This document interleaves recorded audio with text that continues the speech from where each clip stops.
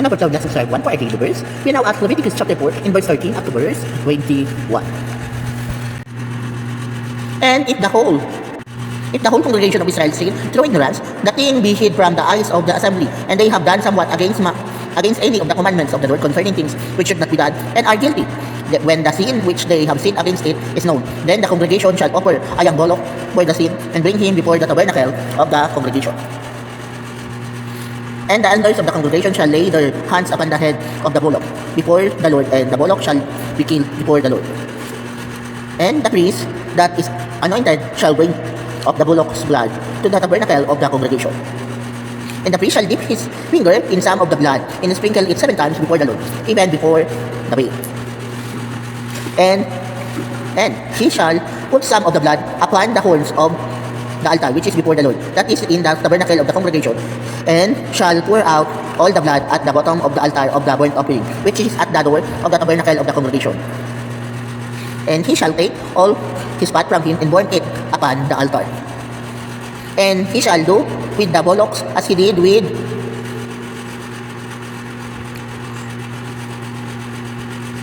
the bullocks for a sin offering. So shall he do with this. And the priest shall make an atonement for them, and it shall be forgiven them. He shall carry forth the bullock without the cup, and burn him as he burned the first bullock. It is a sin offering for the congregation.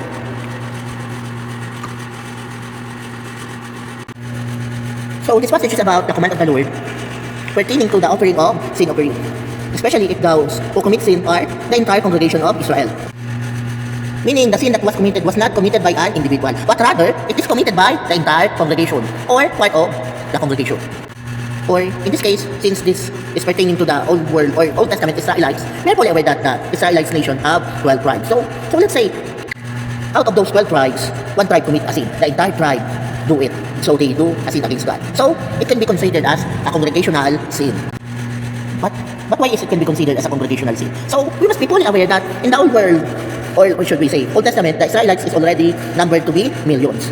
And that number is only male. Meaning, if you combine the number of the female and the children, then they are, should we say, more or less 10 million. So, let's say, one tribe and more or less 1 million, or maybe some of them are just few in numbers, maybe 100,000. So, if that tribe commit a sin, then it is considered as a congregational sin.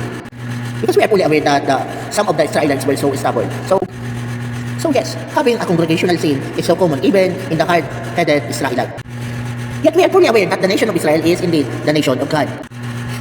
Or should we say, His beloved nation, and that's the nation of Israel. So we are fully aware of it because it is the, should we say, promise of the Lord unto their ancestor Abraham. That's why the nation of Israel is so close to God's heart. But we must realize that this is also in the Old Testament, and we no longer follow, or should we say practice, that kind of rule or law in the New Testament. However, right, we must be fully aware that even as a church or the entire congregation might still commit sin unto the Lord. Okay? Even now in the New Testament, an entire congregation might commit sin in front of God. How? I am fully aware that we are fully aware of the existence of the book of Revelation. And in the book of Revelation, the Lord give warning to the 7 churches. See? Not just one church, but rather 7. 5 plus 2, 7 churches. And yes, the Lord give warning to the 7 churches, right? We are fully aware of it, right? So each church had their own weaknesses and strength. And each church received a rebuke coming from God and some encouragement coming from God. But God is a fair God. You see, in the book of Revelation, if we study the 7 churches of the book of Revelation, we must realize that, oh yes, it might still possible even today. Our church, or should we say the entire congregation, might still sin in front of God. So what we must do if even the entire congregation might commit sin? So it is a warning unto us, right? By the way, let me remind, there is a false teaching saying, oh come on, our church is the one true church and the other churches, they are all false. So they're claiming to be the only one real, and the other churches, all of those churches were false, and they claim that they are the only real church. So let me tell you this. Even in the Old Testament, there's no such thing as one and only church. You see, in the Old Testament, Moses is a man of God, and he is serving the tent of the tabernacle in Jerusalem, and that is his area of ministry, the nation of Israel, led by Moses. And Jethro is also a man of God. Remember, Jethro is the father-in-law of Moses.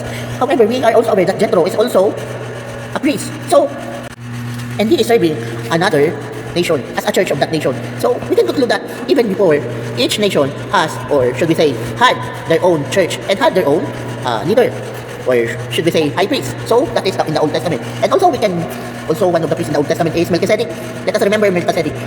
And the title of Melchizedek is Great High Priest of Salem. Okay? So meaning, there's a place named Salem, and I believe there's a tent, or should we say a temple, and they serve God there. However, so Moses has his area of ministry, which is Israel. Jethro, the father-in-law of Moses, is also serving another church on his country. Also, Melchizedek is serving his church on his country as well. Okay? So, even in the Old Testament, there are already existing priests serving in their area of ministry. You know what? The good thing is that they are serving the one true God. So yes, even in the Old Testament, there's no such thing that, oh, this church is the only real church and the other church is a false church. No. Jethro never rebuked Moses for being a false leader. At the same time, Melchizedek was never rebuked by Abraham for being a false teacher, or should I say false leader. No.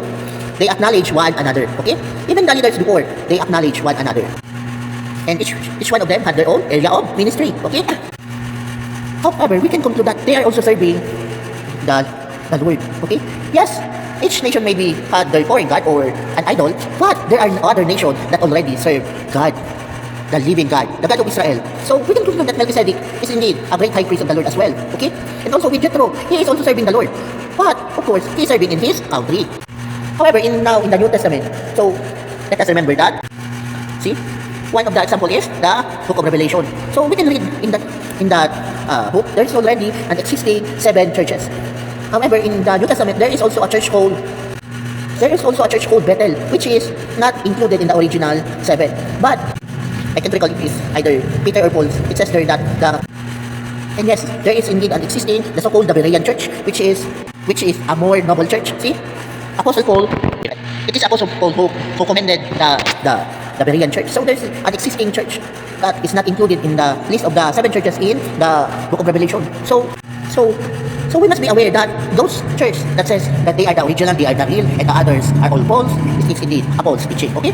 So if your congregation or your leader or your pastor or your bishop or your church leader is telling you that the other churches is false and you are the only one that is real, then correct your leader.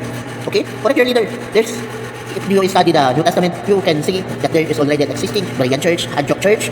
Okay? The first church is in Antioch, right? And of course, the 7 churches in the book of Revelation. So, yes, as a congregation, we are prone to false teaching. So, false teaching might lead to congregational sin. And of course, if it leads to congregational sin, then we need congregational repentance. Okay? Okay.